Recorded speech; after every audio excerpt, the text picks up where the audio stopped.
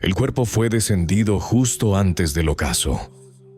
3 horas antes, un soldado romano había hundido una lanza en su costado para confirmar su deceso. Y lo que brotó de aquella herida, sangre y agua separándose, le reveló al curtido verdugo todo lo que necesitaba saber. El hombre había expirado. El imperio más colosal de la tierra había consumado su obra con la implacable eficiencia por la que era conocido. Y el cuerpo de Jesús de Nazaret yacía ahora listo para ser desechado, al igual que los miles de cadáveres que la crucifixión había dejado a su paso antes que él. Lo que acontecería en las siguientes 72 horas alteraría el rumbo de la historia humana. No de manera metafórica, no de forma espiritual, sino de manera concreta, documentable, comprobable, en las calles de Jerusalén, frente a la mirada de cientos de testigos, o en una ciudad que aún vibraba con el eco de los peregrinos de la Pascua, provenientes de todos los rincones del mundo conocido. Esto es lo que la Biblia registra que aconteció tras la cruz, no la interpretación teológica, la secuencia de los hechos, lo que la gente contempló, a dónde se dirigieron, con quién hablaron, lo que palparon. La desgarradora historia humana detrás del fin de semana más debatido de todos los tiempos.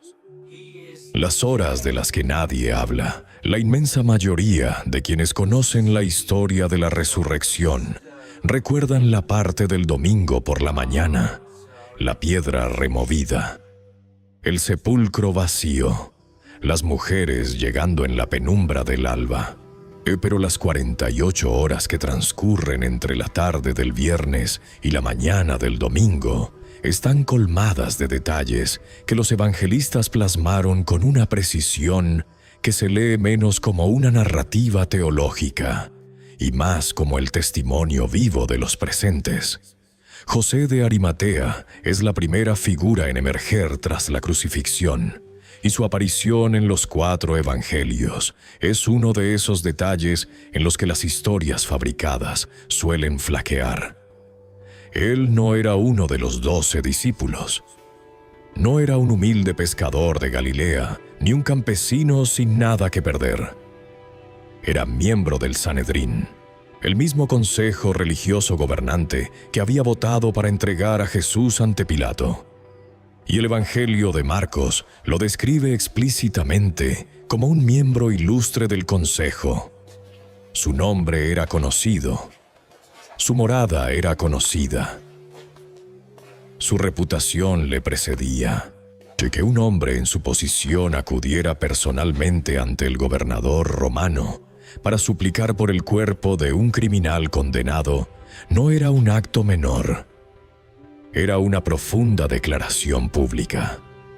En el tenso clima político de la Jerusalén del año 33 después de Cristo, donde el Sanedrín acababa de orquestar una ejecución políticamente frágil, que uno de sus propios miembros entrara al pretorio de Pilato reclamando el cadáver del ejecutado, era el tipo de movimiento que te ponía una diana en la espalda.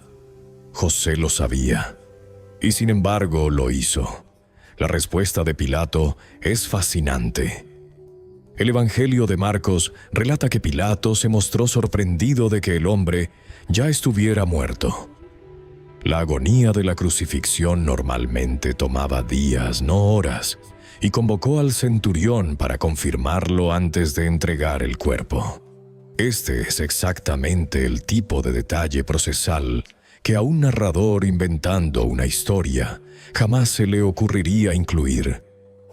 Confirma 2 verdades: que la muerte de Jesús fue verificada oficialmente por la autoridad militar romana, y que el cuerpo que abandonó la custodia de Pilato aquella tarde de viernes era el mismo cuerpo ensangrentado que había sido clavado a la cruz. El sepulcro y su apariencia. El sepulcro que José ofreció no era una tumba en el sentido moderno. Era una cueva tallada en la roca viva, una cámara lúgubre sellada, con una inmensa piedra circular que rodaba por un canal esculpido en el lecho rocoso. Las familias acomodadas de la Jerusalén del primer siglo utilizaban exactamente este tipo de morada fúnebre. Los arqueólogos han hallado decenas de ellas en las colinas que abrazan la ciudad vieja. La piedra que las sellaba solía pesar entre 1 y 2 toneladas y descansaba en una ranura tallada que demandaba la fuerza de múltiples hombres para ser desplazada. En su penumbra interior, el cuerpo de Jesús fue preparado siguiendo la milenaria costumbre funeraria judía, pero con una cantidad de especias que el Evangelio de Juan detalla con precisión. Aproximadamente 100 libras romanas, cerca de 33 kilogramos, de una mezcla de mirra y áloe. Esto no era un mero gesto simbólico. En una cultura carente de refrigeración, las especias y resinas aromáticas cumplían una función vital, envolviendo el cuerpo firmemente en lienzos con la mezcla fuertemente impregnada alrededor de la tela. El proceso fue meticuloso. Demandó largas horas y fue ejecutado por hombres que sabían exactamente lo que hacían. Nicodemo, quien trajo consigo aquella mezcla de especias, aparece antes en el relato del Evangelio de Juan como el fariseo que se acercó a Jesús amparado por la noche para debatir sobre teología. Era otro hombre de gran posición, otro pilar del establecimiento religioso que se había sentido cautivado en privado por Jesús, pero que aún no se atrevía a confesarlo públicamente. La crucifixión alteró aquella brújula para él y para José. Cualquier temor que los hubiera forzado al silencio durante el juicio se desvaneció en algún lugar entre el horror de la cruz y el eterno sosiego del huerto. Las mujeres de Galilea, María Magdalena, María, la madre de Jacobo, Salomé, contemplaron todo esto a la distancia. El Evangelio de Lucas relata que observaron el sepulcro y presenciaron cómo era depositado el cuerpo. Ellos se marcharon para preparar sus propias especias y perfumes adicionales, con la firme intención de regresar una vez concluido el día de reposo. Sabían exactamente cuál era la tumba. Habían visto con sus propios ojos cómo la pesada piedra rodaba sellando la entrada. La decisión que lo confirmó todo. El día posterior a la crucifixión era el día de reposo, sábado, lo cual significaba que los judíos observantes no debían llevar a cabo asuntos públicos. Los sumos sacerdotes y los fariseos se presentaron ante Pilato de todos modos. Este detalle, consagrado en el Evangelio de Mateo, es uno de los momentos más reveladores de toda la narrativa de la crucifixión y resurrección, no por lo que exigieron, sino por el motivo profundo de su exigencia. Le advirtieron a Pilato que Jesús había profetizado que resucitaría al tercer día. Le suplicaron que asegurara el sepulcro hasta el tercer día para que sus discípulos no pudiesen hurtar el cuerpo y luego clamar que había resucitado. En otras palabras, la cúpula religiosa de Jerusalén estaba tan convencida de que algo podría suceder con aquella tumba, tan dolorosamente consciente de lo que Jesús había predicado y de lo que sus fieles creían, que estaban dispuestos a profanar la sagrada observancia del sábado con tal de impedirlo. Reflexionemos en lo que esto significa. Estos eran hombres que acababan de agotar un inmenso capital político para lograr que Jesús fuera ejecutado. Habían sorteado la reticencia de Pilato, manipulado a la muchedumbre y consumado una ejecución durante una de las semanas más volátiles del calendario judío, cuando la ciudad se desbordaba de peregrinos. Y lo último que necesitaban era desatar una nueva controversia. Y, sin embargo, regresaron a la presencia de Pilato en pleno día de reposo, atormentados específicamente por lo que pudiera acontecerle a esa tumba. El sepulcro fue sellado con el sello imperial romano, una marca de cera o arcilla que portaba el emblema de la autoridad de Roma, cuya ruptura constituía un delito castigado con la muerte, y una unidad militar fue apostada en la entrada. La palabra griega que Mateo emplea para esta unidad es custodia, la cual, en la jerga militar romana, aludía a una guardia formal de entre 4 y 16 soldados en turnos rotativos. Estos no eran guardias del templo, eran soldados profesionales bajo el mando de Roma, operando bajo esa clase de disciplina castrense que convertía el quedarse dormido en el deber en un crimen pagado con la propia vida. La tumba, en la penumbra del viernes por la tarde, era el lugar más inexpugnable de toda Jerusalén. Una roca de entre 1 y 2 toneladas, sellada con la rúbrica oficial de Roma, custodiada por soldados entrenados cuyas carreras y sus propias vidas dependían de que absolutamente nada saliera mal. Antes del alba del domingo, María Magdalena partió hacia el sepulcro cuando aún reinaba la oscuridad. El Evangelio de Juan es incisivo en esto. Aún a oscuras, no al amanecer, no con las primeras luces. Antes de que el sol despuntara sobre el monte de los Olivos, ella ya vagaba por las frías calles de Jerusalén, en dirección al huerto que yacía extramuros. Lo que halló al llegar es uno de esos instantes que los evangelistas describen sin dramatismo ni explicación alguna, como si relataran algo para lo cual no poseen un marco de referencia adecuado. La piedra había sido removida. No quebrada, no apartada a la fuerza con indicios de forcejeo. Removida. Rodada lejos de la entrada. Ella corrió. No se adentró en la cueva. Corrió de regreso a la ciudad. Encontró a Pedro y a Juan y les confesó que alguien se había llevado el cuerpo. Su suposición en ese momento no fue la resurrección. Su suposición fue el saqueo de tumbas. Ese detalle es vital. La primera persona en visitar el sepulcro vacío aquella mañana no era una creyente buscando la confirmación de algo que anhelaba. Era una mujer desgarrada por el luto, que se topó con un escenario incomprensible y respondió con la explicación más terrenal y práctica que tenía a su alcance. Pedro y Juan corrieron hacia el sepulcro. Juan llegó primero, pero se detuvo en el umbral. Pedro, fiel a su ímpetu, entró sin vacilar.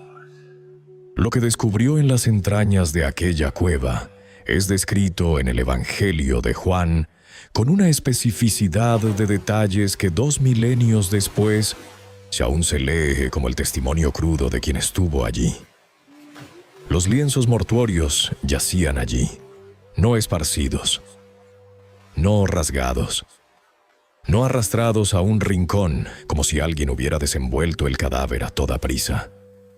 Yacían en la misma posición que un cuerpo habría ocupado, colapsados sobre sí mismos, como una crisálida de la cual algo acaba de emerger. Y el sudario, el trozo de lino separado que había cubierto el rostro de Jesús, no estaba junto a los otros lienzos. Había sido meticulosamente doblado y colocado a un lado, en su propio lugar. Juan entró tras Pedro. El texto afirma que vio y creyó. Lo dice sin rodeos, sin explicar qué fue exactamente lo que le persuadió, como si la escena por sí sola hablara con una elocuencia irrebatible. El sudario doblado es el detalle que ninguna teoría de robo de cadáveres ha logrado jamás explicar con suficiencia. Quienes hurtan un cuerpo no se detienen a doblar lienzos, no en la oscuridad de la penumbra, no mientras evaden a una guardia militar, no cuando cada segundo multiplica el peligro de ser descubiertos. El orden solemne que Pedro y Juan hallaron en ese sepulcro vacío no corresponde a ningún escenario dictado por el pánico o la premura humana. Corresponde a algo que aconteció con absoluta serenidad, sin necesidad de prisa, bajo sus propios y eternos términos. La primera conversación, María Magdalena regresó al sepulcro después de que Pedro y Juan volvieran a la ciudad. Se quedó afuera, ahogada en llanto, y luego se inclinó para asomarse al interior de la tumba. El Evangelio de Juan relata que vio a dos figuras vestidas de blanco sentadas donde había reposado el cuerpo. Una a la cabecera, otra a los pies, marcando las dimensiones exactas del espacio que el cuerpo de Jesús había ocupado. Le preguntaron por qué lloraba. Ella les respondió que alguien se había llevado al Señor y que ignoraba dónde lo habían puesto. Entonces se dio la vuelta y vio a un hombre de pie cerca de allí, a quien confundió con el hortelano. Era una suposición lógica. Estaban en un huerto, era de madrugada, esa hora silenciosa en la que un cuidador podría estar labrando la tierra. Ella se lo suplicó directamente. «Si tú te lo has llevado, dime dónde lo has puesto, y yo me lo llevaré». Una de las frases más dolorosamente humanas de toda la Biblia.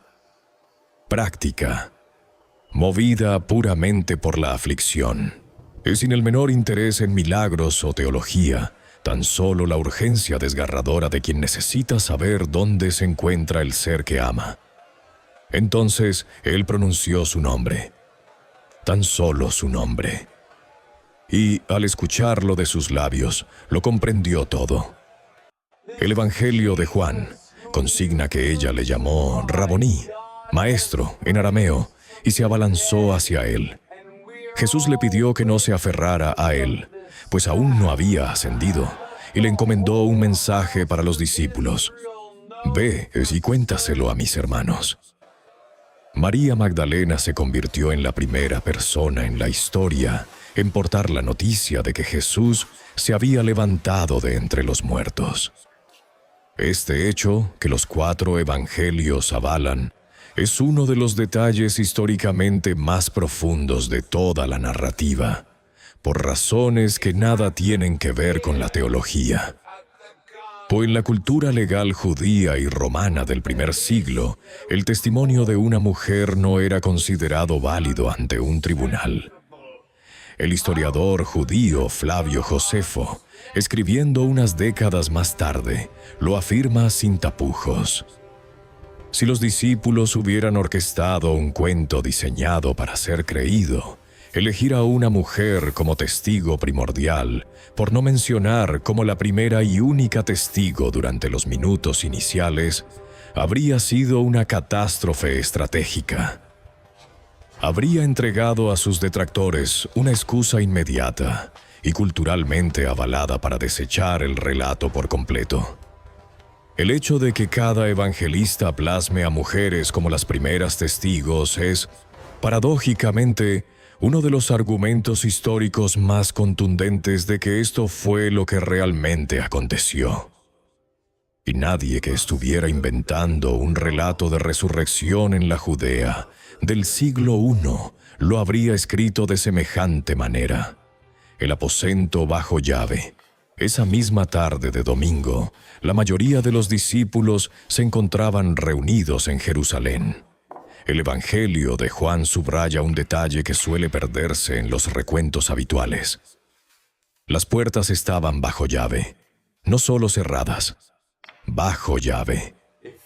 Eran hombres que en el lapso de 24 horas habían visto a su maestro ser arrestado, enjuiciado y ejecutado en la plaza pública. Tenían motivos de sobra para creer que ellos serían los siguientes. Las puertas estaban cerradas porque el miedo los consumía. Jesús apareció en la estancia. El texto no describe cómo logró entrar. No explica el mecanismo. Simplemente declara que de súbito estaba en medio de ellos y pronunció Shalom, paz, y les mostró las manos y el costado. Los discípulos contemplaron las llagas, las mismas heridas que la lanza romana y los clavos habían desgarrado. Mas esto no era un espíritu, ni una visión, ni una presencia alegórica. El texto es tajante. Les mostró las heridas, físicas, visibles, las cicatrices imborrables de lo que le había sucedido 40 horas antes.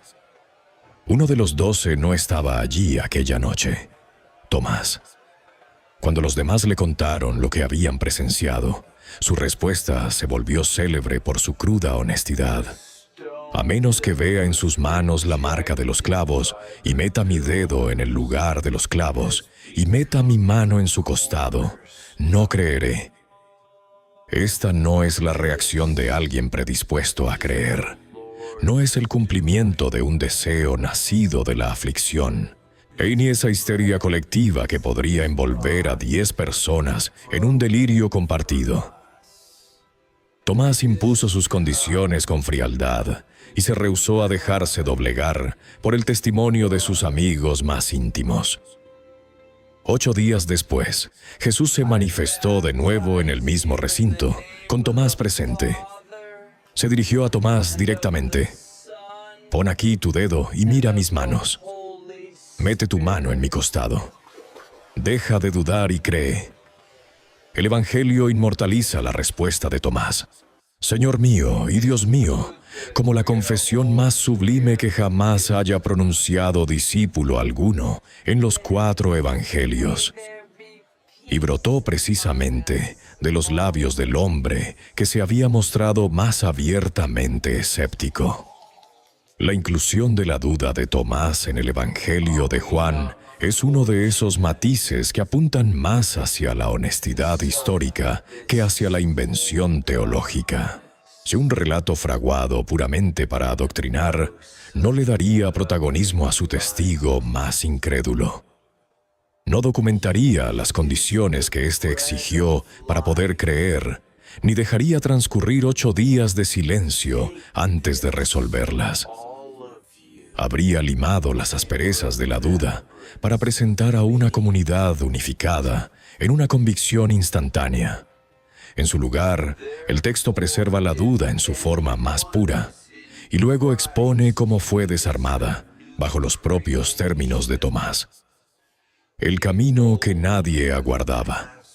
2 discípulos abandonaban Jerusalén el mismo domingo de la resurrección, viajando unos 12 kilómetros hacia el noroeste, rumbo a una aldea llamada Emaús. El texto los describe caminando con los rostros decaídos, murmurando sobre los sucesos de los últimos días con esa pesada resignación propia de aquellos cuyas esperanzas han sido sepultadas. Un forastero se les unió en el camino. Les preguntó de qué venían discutiendo. Se detuvieron. El Evangelio de Lucas relata que se quedaron plantados, con el rostro ensombrecido por el dolor. Uno de ellos, llamado Cleofás, le increpó al extraño si acaso era el único habitante en Jerusalén que ignoraba lo que había ocurrido. El forastero preguntó, «¿Qué cosas?». Y entonces se lo relataron. Le hablaron de Jesús de Nazaret, en quien habían depositado su esperanza de que sería el Redentor de Israel. De cómo los sumos sacerdotes lo habían entregado a una sentencia de muerte. Del horror de la crucifixión. De unas mujeres de su grupo que esa madrugada habían ido al sepulcro y lo habían hallado vacío. Y de unos ángeles que clamaban que él vivía. Y de cómo otros habían ido a comprobar la tumba vacía, pero no le habían visto a él. La réplica del forastero no fue lo que aguardaban. Los llamó insensatos y tardos de corazón para creer todo lo que los profetas habían vaticinado. Y luego, partiendo desde Moisés y recorriendo todos los profetas, les fue desgranando las escrituras que hablaban sobre sí mismo, aunque ellos aún no sabían quién era en realidad. Arribaron a Emaús cuando la noche comenzaba a caer. El extraño hizo un ademán de seguir adelante, y ellos le imploraron que se quedara, advirtiéndole que ya se hacía tarde. Él se sentó a cenar con ellos. Tomó el pan, dio gracias, lo partió y se lo entregó. Y en ese fugaz instante, en el partir del pan, sus ojos se abrieron y lo reconocieron. E inmediatamente él se desvaneció de su vista. O se dijeron el uno al otro: ¿no ardían nuestros corazones en el pecho mientras nos hablaba en el camino y nos revelaba las Escrituras? Acto seguido se levantaron y emprendieron el regreso a Jerusalén. No a la mañana siguiente. En esa misma hora, cobijados por la noche, a pie, desandando los 12 kilómetros de vuelta a la ciudad, porque lo que acababan de presenciar era un fuego que no podía esperar a la luz del sol. Un desayuno en la orilla. La última aparición registrada en el Evangelio de Juan encierra una cualidad que la distingue de las demás. Es la estampa más doméstica de toda la narrativa de la resurrección. Se lee menos como un acontecimiento teológico y más como una profunda añoranza de la memoria. 7 de los discípulos habían regresado a Galilea, la región que había sido la cuna de la mayoría de ellos, que donde Jesús había forjado gran parte de su ministerio. Pedro, Tomás, Natanael, Jacobo, Juan y otros 2 discípulos anónimos. Pedro anunció que se iba a pescar y los demás afirmaron que le acompañarían. Echaron las redes durante toda la gélida noche y no pescaron absolutamente nada. Al quebrar el alba, una figura se alzó en la ribera. Les gritó: ¿no habéis pescado nada? No, respondieron a gritos. Él les ordenó echar la red al lado derecho de la barca. Así lo hicieron. La red se colmó al instante de tal cantidad de peces que no eran capaces de arrastrarla. Juan le susurró a Pedro: «Es el Señor». La reacción de Pedro fue fiel a su esencia. El Evangelio detalla que solo llevaba puesta su túnica de trabajo, esencialmente desabrigado para presentarse en público, y que se la ciñó al cuerpo antes de arrojarse al agua y nadar hacia la orilla. Este es el tipo de matiz que no encaja en una epopeya teológica. Nadie que estuviera urdiendo un relato de resurrección escribiría que uno de los apóstoles más insignes se lanzó al lago a medio vestir, consumido por la impaciencia de no poder remar hasta tierra firme. Este detalle le pertenece a las memorias de quien estuvo allí, sintiendo el rocío en la piel. Cuando tocaron tierra firme, se encontraron con brasas encendidas, con pescado sobre ellas y pan. Jesús ya había preparado el desayuno. Les pidió que trajeran algunos de los peces que acababan de capturar. Pedro arrastró la red hasta la arena. 153 peces grandes, una cifra que el Evangelio atesora con la meticulosidad de alguien que realmente los contó. La red no se había rasgado. Jesús les dijo: «Venid a desayunar». Y ninguno de los discípulos osó preguntarle quién era. Sabían en lo profundo que era el Señor. Esta frase, ninguno de ellos osó preguntar sabiendo que era Él, captura un destello sobre la experiencia de las apariciones de la resurrección que los evangelios jamás intentan descifrar por completo. Él era el mismo y a la vez diferente, terrenal y a su vez infinitamente ajeno. Presente de la forma más cotidiana concebible, encendiendo un fuego, asando pescado, repartiendo el pan, y simultáneamente la persona que había descendido a la muerte y había retornado. Él les sirvió el desayuno. Eso es lo que reza el texto. Tomó el pan y se lo entregó, y de igual forma hizo con el pescado. Pedro y la pregunta formulada 3 veces. Finalizado el desayuno, Jesús se volvió hacia Pedro. Es el diálogo que le siguió, es uno de los intercambios más íntimos de todo el Nuevo Testamento, cimentado sobre un patrón que habría sido imposible de obviar, tanto para Pedro como para cualquier lector que conociera la historia de la noche del arresto. 3 veces, en aquella lúgubre noche en el patio del sumo sacerdote, le habían preguntado a Pedro si conocía a Jesús.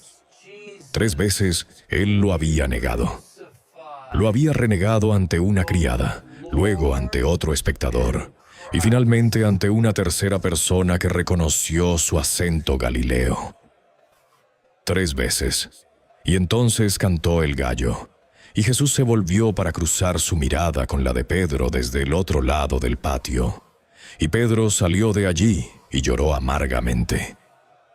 Ahora, en la orilla del lago, con el aroma a humo de brasas flotando en el aire, el Evangelio de Juan apunta específicamente que era un fuego de carbón, la misma palabra griega empleada para describir la hoguera en el patio en la noche de la negación. Jesús le formuló a Pedro la misma pregunta, 3 veces. ¿Me amas? Sí, Señor, tú sabes que te amo. Apacienta mis corderos, cuida de mis ovejas, apacienta mis ovejas. 3 preguntas, 3 respuestas, 3 encomiendas. El número no fue fortuito, y Pedro habría sentido el filo de cada repetición en el pecho. Esto no era una ceremonia teológica, era una restauración. El fracaso más bochornoso en la vida de Pedro, 3 negaciones ante testigos, en el instante más fatídico posible, estaba siendo sanado de manera individual, personal, en un diálogo cara a cara, en los términos que Pedro podía asimilar. La resurrección es en esta escena, no es solo un suceso cósmico o un argumento histórico. Es un hombre siendo llamado de vuelta a la relación por su propio nombre, viendo su caída ser tratada con cuidado en lugar de juicio, recibiendo una inmensa responsabilidad en lugar de ser desterrado por la vergüenza. Cualquiera que sea el peso teológico que la resurrección conlleve, así es como se veía pisando la tierra en Galilea, en una mañana ordinaria, con el pescado asándose sobre las brasas. Los 40 días el libro de los Hechos se abre con una declaración que Lucas, quien también escribió el Evangelio de Lucas, postula como un hecho histórico incuestionable. Después de su padecimiento, Jesús se presentó ante sus discípulos y les brindó muchas pruebas convincentes de que estaba vivo. Él se les apareció durante un período de 40 días y les habló acerca del reino de Dios. 40 días. Múltiples apariciones. Múltiples parajes. Múltiples tamaños de grupo. La lista que el apóstol Pablo registra en su primera epístola a los Corintios, escrita en un lapso de 2 décadas desde los sucesos mismos, cuando la mayoría de los testigos seguía con vida, cataloga las apariciones de forma metódica. Pedro, los 12, más de 500 personas en una sola ocasión. Jacobo, el hermano de Jesús, todos los apóstoles, y, finalmente, el propio Pablo. Esa lista merece un escrutinio profundo. Pablo le escribe a una comunidad y les dice que la mayoría de las 500 almas que atestiguaron al Jesús resucitado aún estaban vivas al momento de redactar la carta. Este no es el lenguaje de la mitología. No invocas a testigos vivos si los testigos no existen. Pablo se dirigía a gente que habitaba el mundo mediterráneo, que poseía acceso a viajes y comunicación, y los invitaba explícitamente a validar el testimonio con sus propios ojos. La diversidad de las apariciones también desafía las explicaciones psicológicas habituales sobre visiones en masa o alucinaciones inducidas por el duelo. Las alucinaciones son eventos privados, solitarios e interiores. No se presentan ante múltiples personas simultáneamente, de una forma en la que todos los participantes lo experimenten y describan con consistencia. No permiten interacción física. no se prolongan durante 40 días en escenarios dispares y ante grupos diferentes. Las apariciones registradas en el Nuevo Testamento transcurrieron en un huerto, en una habitación bajo llave, en un camino, o a orillas de un lago, en la ladera de una colina, a cielo abierto y bajo techo, ante individuos y multitudes, ante personas que no aguardaban nada y ante personas que estaban activamente sumidas en el luto. La última mañana, la aparición final antes de la ascensión, está registrada tanto en el Evangelio de Lucas como en la apertura de los Hechos. A los discípulos se les había indicado que fueran a un lugar específico. El Evangelio de Lucas lo describe cerca de Betania, en la vertiente oriental del Monte de los Olivos, y allí fueron. El texto de los Hechos consagra lo que sucedió con la misma franqueza inquebrantable que caracteriza toda la narrativa de la resurrección. Fue elevado, y una nube le ocultó de sus ojos. Mientras estaban allí parados con la mirada en el cielo, dos hombres vestidos de blanco se aparecieron a su lado y les preguntaron por qué miraban hacia arriba. Este mismo Jesús, que ha sido llevado de entre ustedes al cielo, vendrá de la misma manera en que le han visto irse. Los discípulos regresaron a Jerusalén, no con dolor. El Evangelio de Lucas asevera que retornaron con gran gozo y estaban continuamente en el templo alabando a Dios. Este no es el comportamiento de personas que han experimentado una pérdida. Es el comportamiento de personas a quienes se les ha entregado una promesa. ¿Cómo se vislumbra la evidencia desde afuera Jerusalén? En las semanas que siguieron a la crucifixión, seguía siendo la misma ciudad, el mismo templo, los mismos sacerdotes, los mismos soldados que habían estado en el sepulcro, el mismo Pilato, el mismo Sanedrín. Si cuando Pedro se puso de pie 50 días tras la cruz, en el día de Pentecostés, con la ciudad nuevamente desbordada por peregrinos de todo el mundo romano, y declaró públicamente que Jesús se había levantado de los muertos, 3,000 almas respondieron. 3,000 personas, en la misma ciudad, a poca distancia a pie de la tumba, a semanas de la crucifixión, se convirtieron a la creencia de que Jesús había resucitado de entre los muertos.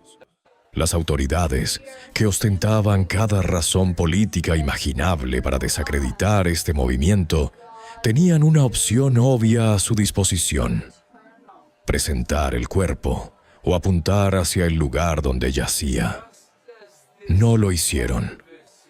La única contranarrativa que lograron manejar, de acuerdo con el Evangelio de Mateo, fue sobornar a los guardias para que dijeran que los discípulos habían robado el cuerpo mientras ellos dormían. Esa explicación acarrea problemas que la audiencia del primer siglo habría reconocido al instante. Los soldados romanos que dormían en el deber enfrentaban la ejecución bajo la ley militar. Si estaban dormidos, no podían saber qué había sucedido. Y la teoría de que los discípulos robaron el cuerpo requiere creer que los mismos hombres que huyeron aterrorizados en el arresto, que se encerraron bajo llave por temor, que no tenían ninguna expectativa unificada de una resurrección, orquestaron una exitosa operación encubierta contra una guardia militar romana, para luego pasar el resto de sus vidas sufriendo persecución, encarcelamiento y, en la mayoría de los casos, una muerte violenta por una historia que sabían que era mentira. El argumento psicológico no tiene nada que ver con si las personas mueren por sus creencias. A lo largo de la historia, las personas han muerto por creencias que resultaron ser erróneas. Pero esas personas murieron creyendo que algo era verdad. Los apóstoles no morían por una creencia. Morían por una vivencia. La afirmación específica, personal y física de que habían visto a Jesús vivo después de su muerte, de que lo habían tocado, que habían comido con Él, caminado con Él, escuchado su voz. Si hubieran fabricado todo ello, estaban muriendo por algo que sabían, desde adentro, que era una mentira, con la opción de simplemente detener la mentira disponible para ellos en cualquier momento. Nadie ha producido aún una explicación satisfactoria sobre por qué no se detuvieron. Las apariciones de la resurrección terminaron, pero la historia no. La comunidad que se formó en Jerusalén en las semanas y meses posteriores a la tumba vacía desplegó características que a sus contemporáneos les resultaba imposible explicar bajo términos sociales ordinarios. Compartían sus posesiones entre sí, comían juntos superando barreras sociales que el mundo antiguo consideraba infranqueables. Mostraban un gozo bajo la persecución que sus interrogadores no lograban comprender. Daban la bienvenida a personas de todos los orígenes, en igualdad de condiciones dentro de la comunidad. Se congregaban el primer día de cada semana, domingo, el día de la resurrección, en una práctica que rompía con la tradición del sábado, que había definido la adoración judía durante siglos, sin ningún decreto de concilio ni autorización oficial. Simplemente sucedió, en todas partes, orgánicamente, y porque el domingo era el día en que todo había cambiado. La iglesia de Jerusalén fue liderada inicialmente por Pedro, Juan y Jacobo, el hermano de Jesús. Vale la pena detenerse en ese último nombre. Durante el ministerio de Jesús, sus propios hermanos no creían en él. El Evangelio de Juan lo dice claramente. Jacobo, que creció en la misma casa, que conoció a Jesús antes de que hubiera un ministerio público o milagros, que tuvo cada oportunidad de observar a su hermano de cerca y llegó a la conclusión durante los años de ministerio de que fuera lo que fuera que Jesús estaba haciendo, no merecía su lealtad. Ese Jacobo se convirtió en uno de los 3 pilares de la iglesia de Jerusalén. Eventualmente murió por su fe en la resurrección de su hermano. La única explicación que Pablo ofrece en la misma lista en primera a los Corintios es que el Jesús resucitado se le apareció a Jacobo. La pregunta que la tumba vacía deja abierta. 2000 años han transcurrido desde aquella tarde de viernes, cuando José de Arimatea entró al pretorio de Pilato y pidió el cuerpo. Cada generación desde entonces ha examinado la evidencia. Historiadores, filósofos, escépticos, creyentes, arqueólogos, críticos textuales, médicos, eruditos legales. El sepulcro sigue vacío. El lino sigue doblado en el texto, preservado en el exacto detalle que Juan documentó. María Magdalena sigue pronunciando su nombre como si recordara la mañana en que sucedió. Tomás sigue poniendo sus condiciones sobre la mesa y luego cayendo de rodillas. La evidencia no exige creencia. La evidencia nunca lo ha hecho. Lo que exige es involucramiento. El mismo involucramiento que Tomás exigió antes de comprometerse, y la misma confrontación honesta con los hechos que Pedro mostró cuando caminó directamente al interior de la tumba, sin detenerse a pensar en lo que podría encontrar. El Evangelio de Juan cierra con una declaración de su autor sobre el motivo de lo que escribió. Estas cosas se han escrito para que creáis que Jesús es el Cristo, el Hijo de Dios, y para que al creer tengáis vida en su nombre. No para que quedes impresionado, no para que estés de acuerdo en que la historia es interesante, sino para que creas. Para que lo que sucedió en ese huerto a las afueras de Jerusalén el primer día de la semana se convierta, para ti, no en un evento del pasado, sino en una realidad presente. el Cristo resucitado que llamó a María por su nombre en el huerto, que asó el desayuno para sus discípulos en la ribera, y que abordó la duda de Tomás bajo los propios términos de Tomás, que caminó 12 kilómetros con 2 hombres afligidos y les explicó las Escrituras hasta que sus corazones ardieron, que se encontró con Pedro a través del fuego de carbón y le dio 3 oportunidades para decir lo que el patio por 3 veces le había impedido pronunciar. Ese mismo Cristo, insisten los evangelistas, no es un recuerdo, no es una tradición, no es una influencia, está vivo. Si esta profunda inmersión en el relato bíblico de la resurrección abrió algo en ti, una pregunta, una convicción o un fuego que no esperabas, suscríbete a este canal. Siempre profundizamos así en cada ocasión. Y si conoces a alguien que está lidiando con lo que la Biblia realmente dice sobre la resurrección, comparte este video con ellos. A veces, la historia simplemente necesita ser contada en su totalidad.